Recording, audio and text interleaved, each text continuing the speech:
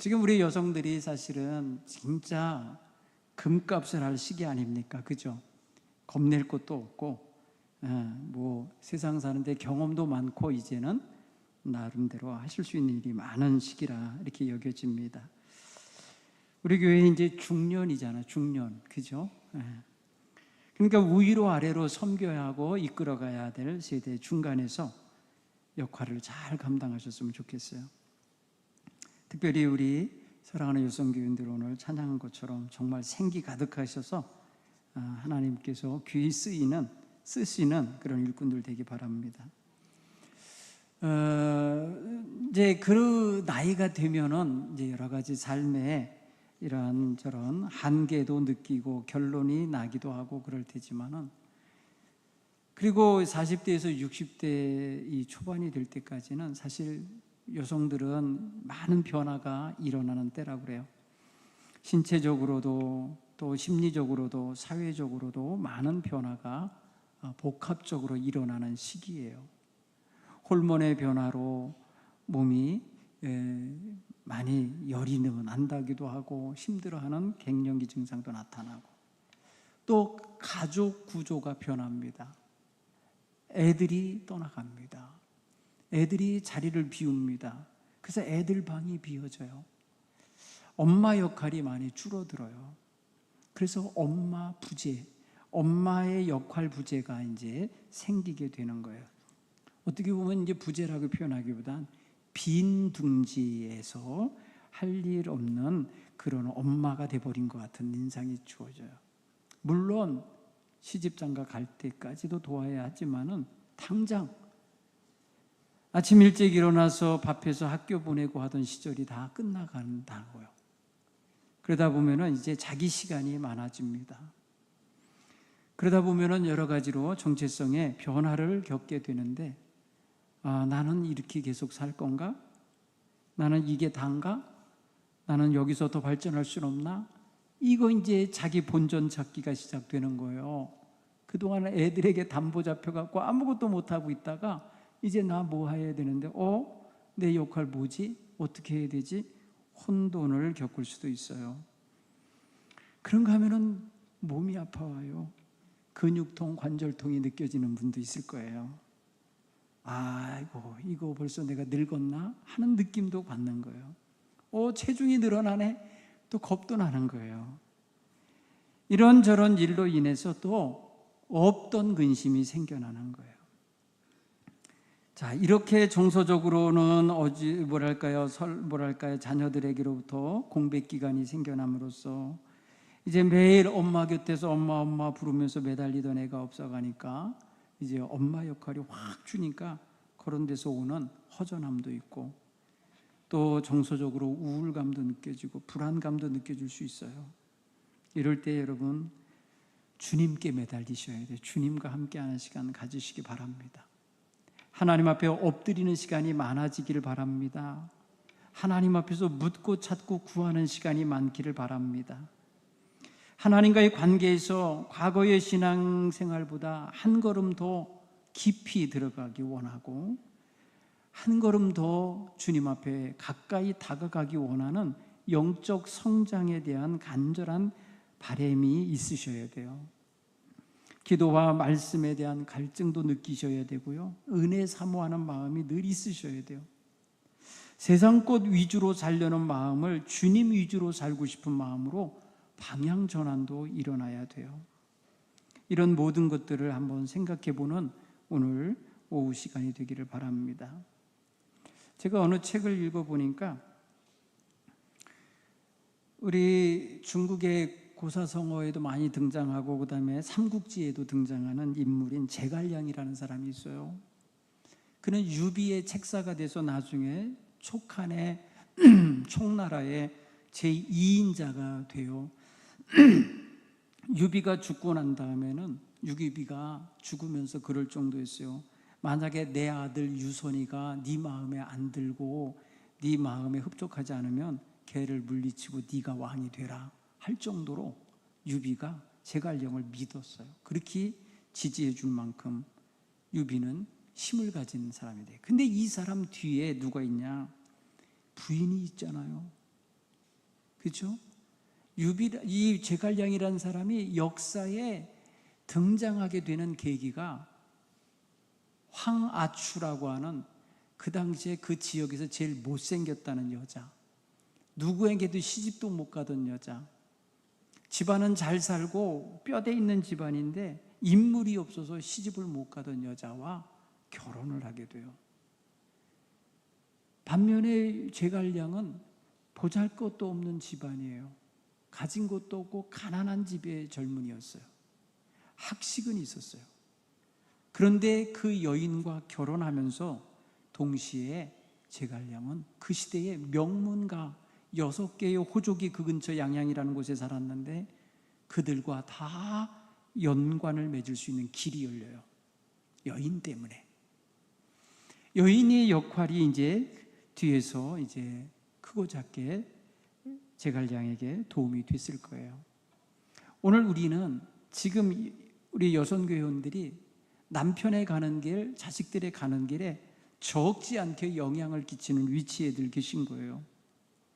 지금 자녀들이 자라나서 객지에 나가고 각자의 역할을 하면서 나가서 조금은 허전함도 있고 공허함도 있고 빈둥지 증후군도 느낄 수 있지만은, 그러나 그 아이들이 이제 힘을 얻을 수 있는 것은 집에서 기도해주고 양육해준 어머니의 능력을 힘입을 때 영향력 있게 그 인생을 펼쳐나갈 수 있을 거예요. 남편들도 마찬가지입니다. 지금의 여러분들의 힘과 지지와 또 함께 이해해주고 함께 손잡아주며 이끌어가고 있는 아내가 있어서 힘을 낼 수가 있는 거예요. 그래서 지금의 중년의 남성들에게 아내들의 역할이 상당히 중요합니다. 지금 구박하면 안 돼. 이제 지금 구박하지 말고 심 빼게 말고 정말 격려해 줘야 할 때입니다. 왜냐하면 남편들은 그 나름대로 그 시기에 사회적으로 지금 은퇴하여 가거나 여러 가지 있어서 주류적인 사회로 들어갈 수 없는 그런 처지에 놓이는 나이가 됐어요. 그런데 집에서 아내가 강력하게 지지해주고 힘을 내게 만들어주고 말 한마디 한마디에 정말 선한 영향력을 끼쳐주는 게 나머지 인생에 있어서 남편이 얼마나 힘을 낼 수 있느냐가 결정될 거예요. 특별히 우리는 신앙인들이에요. 함께 주님 앞에서 부부가 서로 연을 맺어 가정을 이루었으니 가정을 이루도록 세워주신 하나님의 뜻에 대하여 좀 더 깊이 생각하고 자신들의 삶의 의미도 좀 더 깊이 생각할 수 있기를 바랍니다. 지금의 마음에 놓여지는 여러 가지 근심의 요소들 없지 않아 있어요. 왜냐하면 지난 20-30년 동안 애들 길러내느라고 온 정성을 쏟느라고 자신들을 위한 준비를 못한 게 많아요. 노후 준비 못하고 있을 거예요. 여러 가지로 여러분 아직도 아이들을 위해서 큰 몫으로 일을 해줘야만 하는 위치에 놓여 있잖아요. 그래서 지칠 수도 있어요. 이럴 때 여러분의 마음에 인생의 목표가 뭔지, 무엇을 위해 살아야 되는지를 한 번쯤은 생각하고 고민하는 이런 마음도 가질 수 있어야 할 때입니다.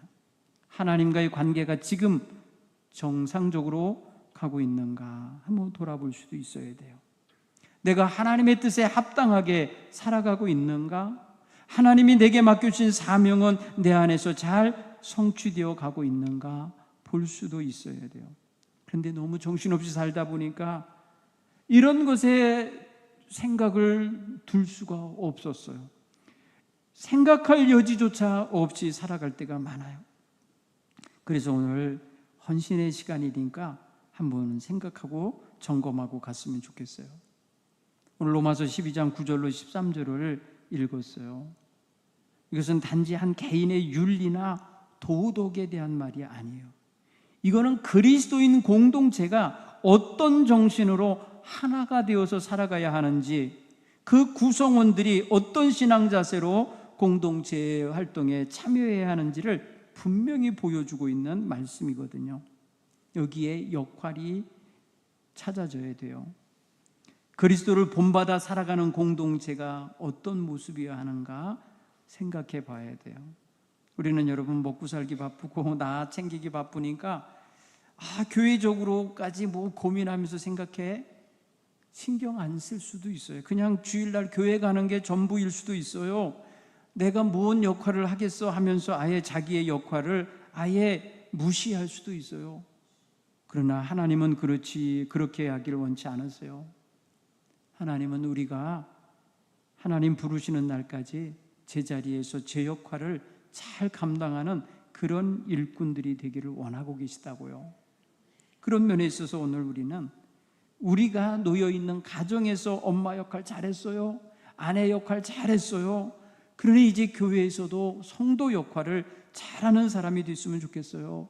이런 바람을 가지셔야 돼요. 교회는 가정도 교회입니다. 이 소그룹인 선교회도 교회입니다. 속회도 교회입니다.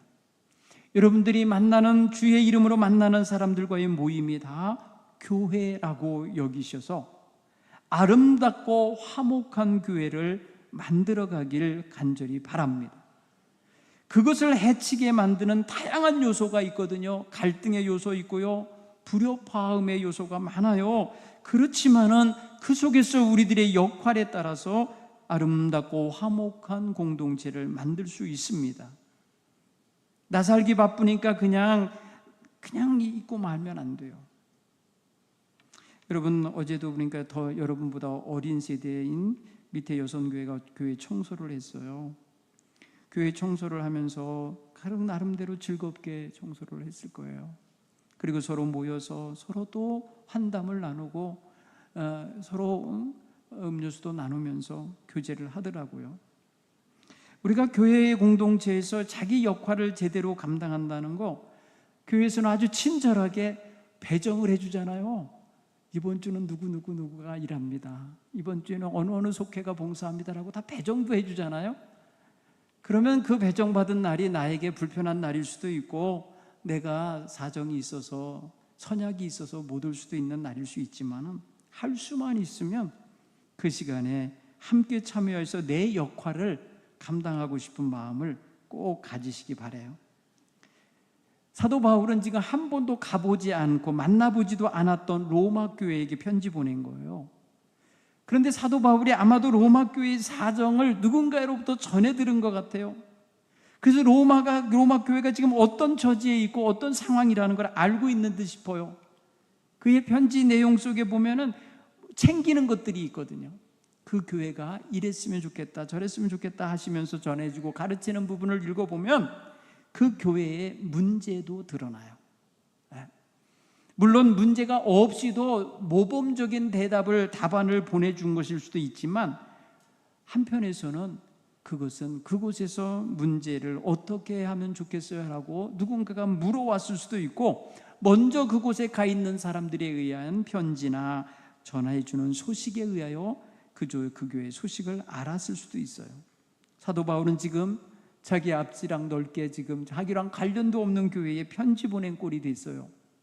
그렇지만 당시에 사도 바울의 위치는 모든 교회가 존경하고 그를 무시할 수 없는 그런 전도자였거든요. 사도 바울이 로마서를 통해서 로마 교인들에게 가르쳤던 말씀은요, 오늘 우리에게 얼마나 중요한 가르침들이 담겨 있는지 몰라요. 기독교 신학의 가장 핵심되는 요소가 바로 로마서에 담겨 있어요. 로마서를 통하여서 기독교 신학의 모든 것들이 거기서 나와요. 그러니까 로마서 한 권을 읽다 보면요, 그리스도인들이 어떻게 살아야 되고 무엇을 믿는 자이고 구원의 도가 뭔지를 확실하게 밝혀주는 게 있어요. 사실 그런 면에서 생각하면 로마서는 기가 막힌 하나님의 은혜의 선물이라고 여겨져요. 자기랑 무관한 교회에 보낸 편지거든요. 그런데 그 편지가 기독교회를 든든하게 붙잡아주는 기초적인 신학 원리와 기독교 교리가 거기에 가득 담겨 있다는 거예요. 사도 바울이 만약에 그 교회에 대하여 무관심하고 그 교회랑 상관없는 자이니까 그냥 나는 아무 말 안 할래 하고 가만한 편지도 안 보냈다면 아마 그 고귀한 로마서는 안 나왔을 거예요.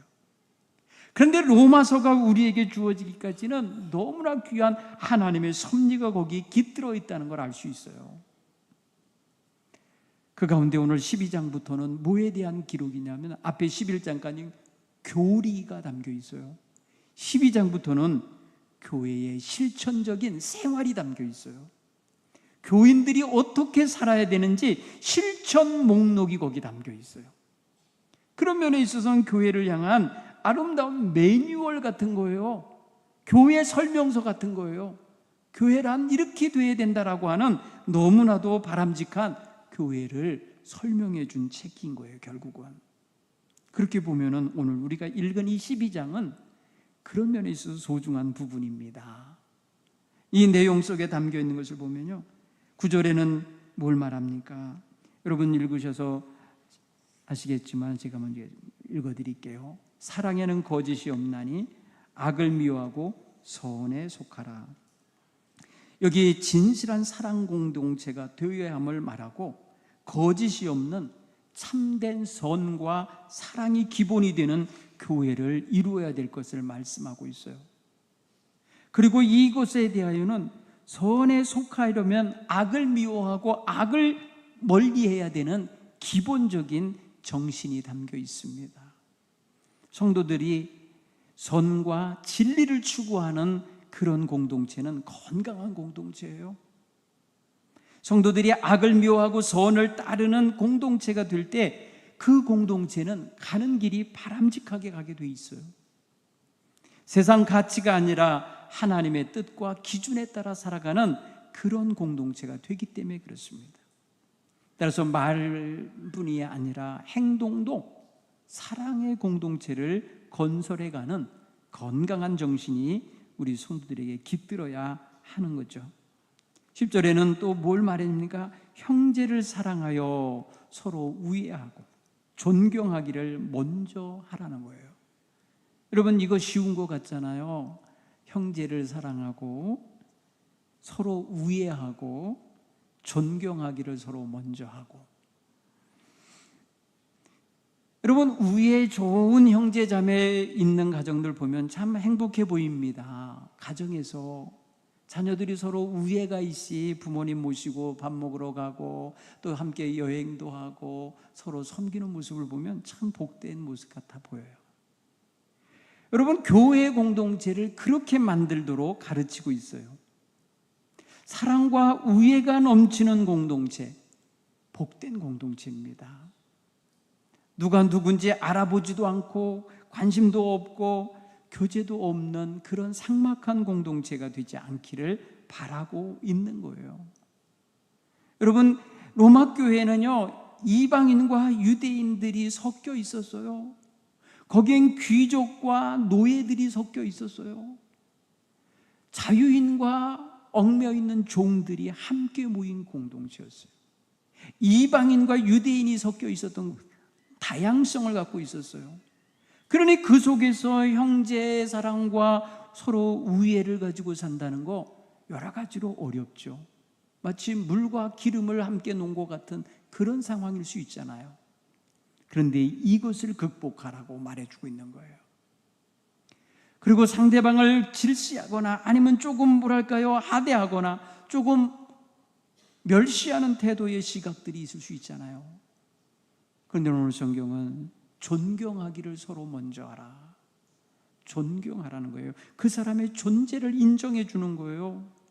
존재 인정보다 더 좋은 게 뭐가 있겠어요? 사람은 다 인정받고 싶어하는 욕구가 있는데 이거를 교회가 해줬다는 거예요. 교회가 그렇게 할 때에 로마 사회에서는 굉장히 멋진 공동체인 거예요.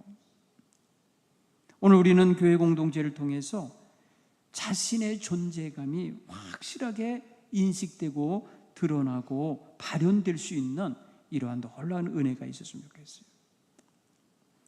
제가 서울에서 어느 성도한테 사경회 때 이렇게 말씀을 나누다가 물어봤어요. 어떻게 교회를 오게 되셨어요? 어떻게 이렇게 권사님으로서 늘 나이 드신데도 이렇게 사경회 오시게 돼요? 그랬더니 그가 얘기해 주는 것 중에 하나가 뭐냐면 나는 그동안에 충주댁이었다는 거예요. 충주댁.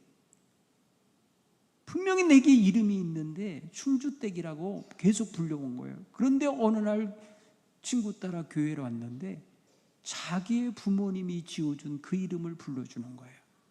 항상 아무개 성도님하고 자기 이름을 찾아줬다는 거예요. 자기 이름을 불러주고 자기 이름을 인정해주고 자기 이름으로 자기를 대해주니까 자기가 갑자기 새로 태어난 것 같다는 거예요. 충주댁이 변하여 아무게 되는 거예요. 개똥이 엄마가 변해서 본래 이름을 찾은 거예요. 교회 공동체는 그 이름을 불러주며 그 이름의 가치를 인정해 주는 공동체예요. 여러분, 이거 굉장히 소중한 거예요. 별거 아닌 것 같은데요, 존재 인정 받는 것. 여러분, 우리는 정말 서로를 이해하고 존중해 줘야 되는데 그분의 존재 자체를 귀히 여기시기를 바라요. 어느 한 사람도 가치 없는 사람이 없어요. 어느 한 사람도 소중하지 않은 사람이 없다고요. 이거를 인식하고 이거를 인정해주고 이렇게 서로를 대접해 줄 때에 정말 세상에서 가장 좋은 곳이 교회가 되는 거예요. 여러분, 이 사회는 지금요 여러 가지로 사람을 분리하고 있어요. 여러 가지로. 여러분, 재물이, 돈이, 지식이, 권력이, 사회적인 어떠한 위치가 마치 말입니다 그 사람인 것인 양 인식해주는 그런 문화 아닙니까? 그러나 우리는 그 존재 자체로, 살아있는 생명 그 존재 자체로 인정받을 수 있는 공동체는 교회라고요. 이 공동체가 우리 사랑하는 성도들을 통해서 아름다운 하나님의 도구로 늘 건강하게 세워져 가게 되기를 바랍니다. 특별히 11절의 말씀이 오늘의 주제 말씀이 됩니다. 한번 다 같이 읽어볼게요. 부지런하여 게으르지 말고 열심을 품고 주를 섬기라. 이 말씀을 전하려고 10시에 자고 4시 반에 일어나라고 한 거예요. 여기 뭐가 들어있냐면 부지런하라는 거예요. 부지런하여서 열심히 일하면 열심 되면 졸려요. 그죠? 열심 되면 부지런하게 산 사람은 졸립다니까요. 자야지. 또 부지런한 사람은요 4시만 되면 일어나고 싶어져요. 그렇죠? 그래서 얼른 일어나서 씻고 교회 오시면 돼. 사실은 우리가 잠이 제일 무서운 적 같아. 우리를 너무 힘들게 해. 잠이 보약이라 해서 많이 먹는 분도 있지만 너무 자면 게을러져요. 너무 자면 처지고. 여러분, 건강을 해치지 않을 정도의 수면이 필요해요. 한 6시간 정도랍니다. 그러면 잡념 없이 바로 잠이 들 수 있어야 되는데 온갖 잡념에 사로잡혀서 밤에 너무 잠을 못 이루는 불면증에 시달리는 분도 많아요. 우리 주님 안에서 여러분 모두 다 평안히 잠들고 평안히 깨어나는 이런 성도들이 되기 바랍니다. 여기 부지런하여 게으르지 말고 열심을 품고 주를 섬기라는 말씀 속에 우리 성경에 빠진 단어가 있어요. 우리 성경에는 번역이 안 된 원어 성경에는 담겨 있는 게 있는데 성령 안에서예요. 성령 안에서. 엔푸뉴마라고 하는 단어가 빠져 있어요. 이게 뭐냐면요, 성령 안에서 끓는 마음을 품으라는 거예요. 여러분, 이게 열심이라는 거죠. 열자가 뭐예요? 우리 열라면이 있던데 열이 뭐예요? 막 끓어. 보일이라고 해요. 영어로 표현하면 보일. 막 끓는 거예요. 방울 막 물방울 올라오는 만큼 막 끓는 장면 있죠. 그거예요. 이 보일의 하트를 갖고 있어요. 마음에, 우리의 속에 주를 향하여서. 그러니까 이게 성령 안에서 끓는 마음을 품으라는 거예요. 성령 안에서 끓는 마음을 갖고 주를 섬기라는 거예요. 이 멋진 마음은 우리 속에서 늘 식지 말고 있어야 돼요. 여러분, 나이가 들어서 아무것도 못하겠어요 라는 마음을 미리 끌어다가 가지시면은 이거 없어져요. 신앙의 열정이 사라질 수 있다고요. 우리는 지금 여기 정말 한참 일하고 한참 섬기고 열정을 다하여서 부지런히 주님의 일을 할 수 있는 나이인데 마치 연세가 드신 것처럼 살면 안 돼요. 여러분 혹시나 너 동사무소 가면 연세가 얼마나 되세요? 이렇게 물어보면 내가 되게 늙게 살고 있는 거예요. 그렇죠? 제가 이번에 저기 이마트 옆에 그 무슨 식당에 목사님 한번 접대하기 위해서 갔는데 엘리베이터를 타신 분이 있어요. 농부 할머니 할아버지 같아요. 제가 사실 진짜로 몰라서 물어본 거예요. 제가 궁금해서 저 사장님 중복이 언제예요? 그랬더니 이 젊은이 말이야 그걸 모르냐고 어제였잖아 그러더라고. 제가 젊은이로 보인 거잖아요. 너무 기분이 좋았어요. 네. 중복 다음 날 중복을 물어봤으니 내가 모르고 있는 게 확실한 거죠, 그렇죠? 그래서 중복이 어제였다고 그러면서 말씀을 하시더라고요. 그러니까 지난 수요일 날이 아마 중복이었던 것 같아요. 이제 목요일 날 갔었거든요. 여러분 정말 제가 젊은이라 했더니 저희 집사람이 그래요. 아니 거울을 보라고 머리 그렇게 젊은이냐고. 근데 그분의 눈에는 정확히 저를 본 거예요. 젊은이로. 그쵸? 젊은 사람이 그걸 모르냐고. 정말 모른다고. 저는 음력을 안 보고 살아서 모른다 그랬어요. 그런데 여러분 정말 어떤 애는 저한테 할아버지라 그래요. 야 그러지 마라. 나 할아버지 아니야. 이러고 싶어요. 네. 그런데 여러분 생각해서 미리 끌어다가 나는 아무것도 못해, 나는 늙었어, 이렇게 생각하시면 안 돼요. 지금 여러분 누가 늙었다는 믿어요? 하나도 안 믿어. 아가씨 같아서 안 믿어요. 그러니까 열심을 품고 일하셔야 돼. 아시겠죠? 주를 위해서 부지런하시기 바랍니다. 여러분 우리는 근면성실한 것을 미덕으로 삼던 시대가 있었잖아요. 새마을 운동하던 시대가 바로 그때. 여러분 그때 태어났잖아요 다. 그렇죠? 70년대 태어나지 않았어요? 그러면 여러분 70년, 물론 60년대 후반에 온 사람도 있지. 그런데 새마을 운동이 말이에요, 이게 사람을 변화시켰고 나라를 변화시켰고요, 세계에 우리나라를 우뚝 세운 정신이에요. 근면성실, 근검절약, 이런 정신이 거기에 들어있어요. 사회치 활동 해보셔서 알 거예요. 여러분 이게 얼마나 중요합니까? 오늘 우리가 이 시대에 너무나도 열정이 사라지고 주를 위한 열심이 사라지고 주를 위하여 이 끓는 마음이 식어갖고 주님 앞에 부끄러운 삶을 살아가고 있는 건 아닌가 돌아볼 수 있기를 간절히 축원합니다. 하나님은 성실한 걸 원하셔요. 성경은 보면 하나님은 신실하신 하나님이라고 그래요. 나를 한 번도 실망시킨 적 없고, 우리 찬양하지 않아요? 신실하다고 한 속에는 바로 우리의 부지런함과 연결되는 정신이 거기 들어있어요. 하나님께서 얼마나 우리를 부지런히 챙겨주시는데 우리는 그냥 게으름에 빠져 있으면 안 된다는 거죠. 여러분 게으름을 깨쳐내셔야 돼요. 기독교에서는 이 게으름을 죄악시했습니다. 기독교에 있어서 7대 죄악 가운데 하나가 바로 게으름이에요. 게으름 속에서 탐욕이 나오고 게으름 속에서 모든 죄가 나온다고 보았어요. 왜? 게을러서 뒹굴면서 생각하는 게 다 죄악된 생각이야. 게으른데도 탐욕은 있어. 계속 그게 막 뭐 먹을까? 뭘 어디 갈까? 이런 생각만 해. 누워갖고. 안 돼요. 우리는 게으름을 버리고 지침에서 벗어나서 부지런하게 열정적으로 주를 섬길 수 있기를 간절히 축원합니다. 그러려면 성령 안에 있어야 되는 거예요. 우리 성경은 너무나 중요한 단어를 빼놨어요. 번역상에서. 성령 안에서. 여러분 그냥 부지런한 건 며칠 못 가요. 우리의 의지로 나 부지런하게 살아야지 작심삼일이라니까요. 그런데 성령님의 감화감동 속에서 부지런함을 가지면요, 이거는 죽을 날까지 꺼지지 않는 그러한 에너지가 되는 거예요.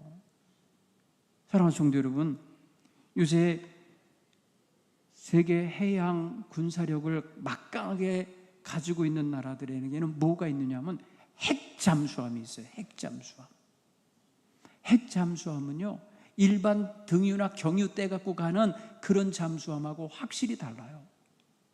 얘는 한번 바닷속에 들어가면요, 한 달도 넘게 물속에 있을 수 있어요. 그런데 여러분, 경유를 떼거나 이렇게 기름 떼서 가는 그런 내연기관을 가진 잠수함은 소리가 나. 그래서 적들에게 발각이 돼요. 그리고 숨이 차. 네, 숨이 차갖고 나와서 공기 바꿔야 돼요. 공기 와갖고 공기 교체하고 들어가야 돼요. 그래서 여러분, 수시로 나오다가 걸리는 거예요. 그래서 파괴당하는 거예요. 근데 핵잠수함은 물속에 한번 들어가면요, 그 핵이 계속해서 산소도 공기도 정화시키고요, 소리 없이 가고요, 그러면서 오랫동안 작전을 수행할 수 있어서 적성 국가의 바다 끝까지 들어가는 거예요. 그러면 그것이 지금 몇 나라가 갖고 있어요. 여러분, 저는 우리 성도들이 성령 안에서 열정을 갖고 있는 모습을 그것과 같이 비교를 하고 싶어요. 이거 여러분, 쉽게 사라지지 않는 거예요. 그 열정 끝까지 주님 쓰시는 날까지 계속해서 쓰일 수 있는 그러한 열정이라는 걸 깨닫기를 간절히 바랍니다. 그런데 여기서 항상 우리가 깨트려야 될 껍데기가, 단단한 껍데기 두 개가 있는데, 게으름의 껍데기 깨야 되고요, 타성의 껍데기를 깨야 돼요. 타성이 뭔지 아시죠? 습관적인 행동을 말하는 거예요. 매일 했던 대로 반복하는 행동 있죠? 그냥 그러려니 하고 넘어가는 거죠. 그냥 해왔으니까, 교회에 들어와서 해왔으니까 잠깐 형식적으로 기도하는 거, 해왔으니까 그냥 찬송 중얼중얼 부르는 거, 해왔으니까 교회에 그냥 드나드는 거, 낯설지 않은 거, 이게 다 타성이에요. 여러분, 교회 올 때마다 사랑하는 사람을 만나러 처음 다방에 갔을 때 가졌던 마음, 떨리는 마음, 늘 두근두근하는 마음, 늘 기대하는 마음, 이런 마음이 있어야 타성이 깨져 있는 마음이에요. 오늘은 주님이 어떤 은혜를 주실까? 오늘은 주님이 나에게 뭐라 말씀하실까? 이게 기대되고 있어야 그게 깨진 마음이에요. 그러나 그런 마음 없이 예배드리고 있고, 그런 마음 없이 교회에 와서 활동하고 있으면 이게 타성에 젖어 있는 거예요. 껍데기가 단단하게 붙어 있는 거예요. 거기에 말씀 안 들어가요. 아, 저거 들었던 말씀이야 하고 덮어버려요. 안 됩니다. 여러분, 주님 안에서 이 껍데기가 깨져야 돼요. 이 딱딱하게 굳어있는 타성이 깨져야 늘 열심히 있는 마음이 자라나고, 거기서 생명력 있는 신앙생활을 펼쳐내게 될 줄로 믿습니다. 사랑하는 성도 여러분, 물은요, 끓는 게 100도에서 끓고 말아요. 그렇죠? 물은 그 끓는 점이 100도예요. 100도.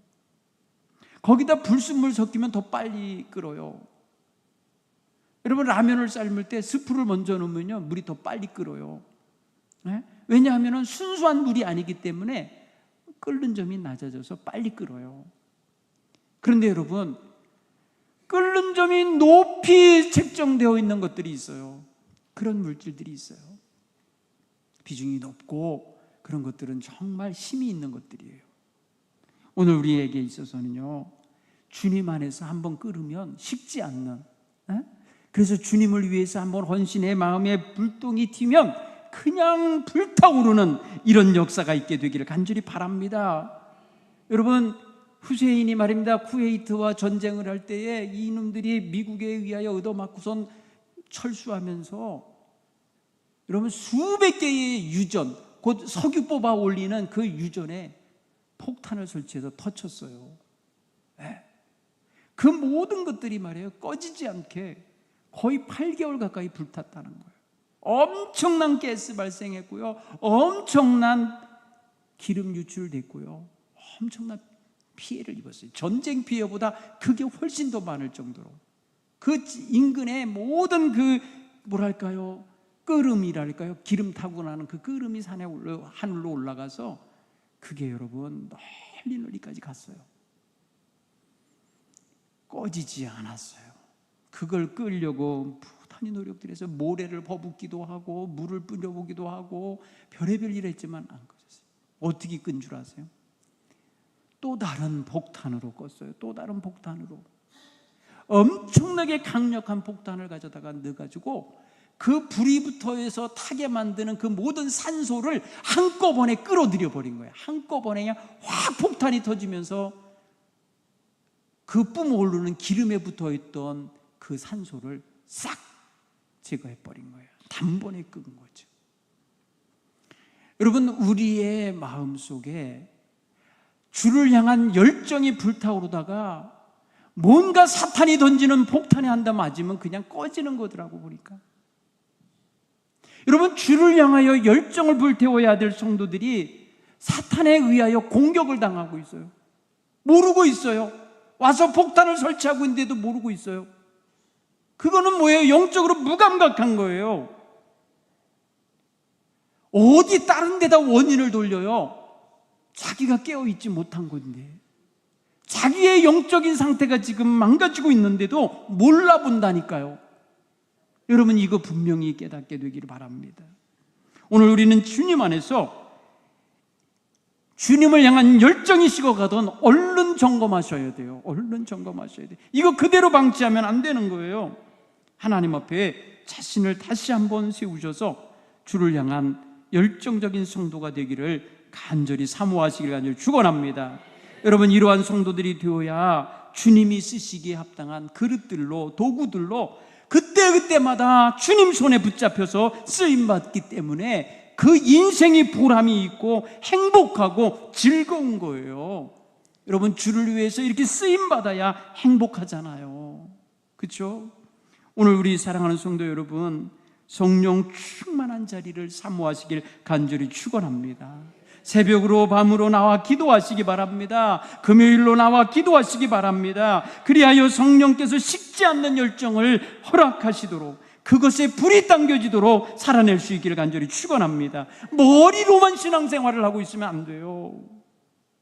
머리로 별의별 걸 다 생각하고 있어요. 교회 진짜 사랑하는 것처럼. 여러분, 기도 한마디 안 하면서 무슨 교회를 사랑한다고 할 수 있어요? 예? 주를 위해서 자신의 시간을 내어드리고 자신의 헌신을 내어드리기를 주저하면서 어떻게 교회를 사랑한다고 말만 앞세우냐 말이에요. 진정으로 헌신하는 성도는 주님의 마음을 품고 열정으로 주를 섬기고 헌신하게 될 줄 믿습니다. 사랑하는 성도 여러분, 열심은 바쁘다고 사라지는 게 아니에요. 열심 있는 사람은요, 자기 일상도 아주 열심히 살아내요. 그러면서도 주님의 일도 열심히 하는 거더라고요. 예. 여러분, 이런 성도들을 보면요, 야, 하나님이 일하시는 게 이런 모습이구나, 이렇게 하시는 거구나 라는 걸 알 수 있어요. 여러분, 사도 바울이 열정을 가졌기에 아무리 커다란 폭탄이 터지는 것 같아도 그는 넘어지지 않았어요. 후퇴하지 않았어요. 포기하지 않았어요. 복음 전하는 일에 일체의 주저함이 없었어요. 여러분, 우리에게도 그러한 열정과 그러한 성령의 불타는 그러한 놀라운 역사가 우리 속에 늘 있게 되기를 간절히 축원합니다. 성령 안에 있을 때에 식지 않는 열정의 소유자가 될 수 있고, 성령 안에 있을 때에 식지 않고 변하지 않는 기쁨을 누릴 수가 있는 거예요. 여러분, 주님 주시는 기쁨 늘 누리고 싶지 않습니까? 성령 안에서 이 기쁨 늘 유지하며 살기를 간절히 축원합니다. 그래야 할 수 있어요. 여러분, 12절에 보면 소망 중에 즐거워하며 환난 중에 참으며 기도에 항상 힘쓸 수 있는 힘 또한 성령 안에서 얻어지는 거예요. 여러분, 여기에 헌신이 있는 거 아닙니까? 기도로 항상 힘쓰고 성도들이 쓸 것을 공급하며 손님 대접하기를 힘쓸 수 있는 힘이 다 어디서 나오겠어요? 우리 주님의 은총 속에서 거하는 것이에요. 열은요, 반드시 바깥으로 나가게 돼 있어요. 열은요, 어디로든지 방출되기 원하고 있어요. 여러분, 방출되지 않으면 아무리 강력한 열도요, 꺼지게 돼 있어요. 그러니까 열정이 있을 때에 그 열정을 풀어낼 현장이 있어야 되는 거죠. 바로 봉사의 현장이고 전도의 현장이고 기도의 현장이고 예배 현장인 거예요. 그렇죠? 어제 우리 학생들 데리고 갔다 온 기사님이 그러더라고요. 목사님, 얼마나 더운지요. 여기 범퍼에 이게 하나가 녹아내렸어요. 그러더라고요. 이게 햇빛에 의해 녹아내릴 것 같지 않다고. 제가 밑을 들여다봤더니 연통이 터졌어요. 네, 버스 뒤에 연통이 터져갖고 그 열기 있잖아요. 열기가 범퍼 속으로 들어온 거예요. 그러니까 범퍼가 녹지요. 그게 막혔으면요 어떻게 되겠어요? 자동차 고장 나는 거죠. 여러분 생각해 보세요. 열기는요 어디론가 방출돼야 돼요. 어디론가 나가야 돼요. 나갈 길이 바로 우리 성도들에게 있으면 뭐예요? 그 열심히 나갈 장소는 선을 행하는 대로 나가야 되고요, 섬기는 대로 나가야 되고요, 정말 많은 사람들에게 영향력을 끼치는 대로 나가야 될 줄 믿습니다. 여러분, 열기를 딴 데로 쓰면은요 죄지어요. 성도들이 열심을 가졌던 그 마음을 다른 데다 열심을 해버리잖아요. 여러분, 믿음 생활 죽어요. 뭐에 열심인가 보셔야 돼요. 아침부터 저녁까지 중에서 뭐에 제일 열심히 하고 살고 있나 보셔야 돼요. 오늘 우리의 삶 속에 주님을 향한 열정 식지 않기를 바라고, 그 열정 아름답게 섬기는 쪽으로 방출해내기를 간절히 축원합니다. 그래서 열은요 에너지를 갖고 있거든요. 강력한 열 에너지는요 너무나도 아름다운 역사를 만들어내요. 인류 역사의 최고의 발견을 비불이라고 하잖아요. 불에서 나오는 열이 말이에요, 이 문화를 만들어내는데 기초가 된 거예요. 여러분, 오늘 우리가 하나님께서 주시는 하늘의 신령한 열이, 그 놀라운 불이 우리로 하여금 주님을 위하여, 교회를 위하여, 복음을 위하여 섬기는 일에 귀 쓰여지기를 간절히 축원합니다.